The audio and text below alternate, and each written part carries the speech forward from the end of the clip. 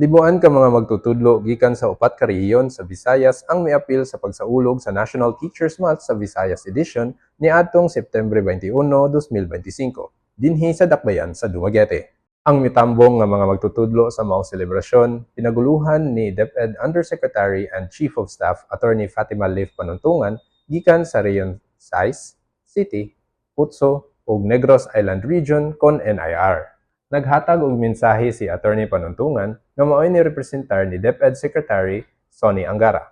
So eto po, gusto ko lang po pasalamatan lahat ng mga teachers natin na nandito. Isipin natin, hindi tayo magiging profesional. Hindi ako magiging abogado, hindi ako magiging undersecretary kung wala yung mga teachers na pinagdaanan ko sa aking buhay.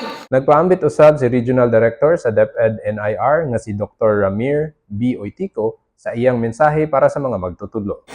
This year's celebration is made more meaningful as it is hosted by the Department of Education, Negros Island Region, a region known for being nurturing, inspiring, and resilient. Kini nga selebrasyon usa kini nga pahinumdom sa importansya og sa tanang serbisyo nga gibuhat sa atong mga magtutudlo sa tibuok Visayas.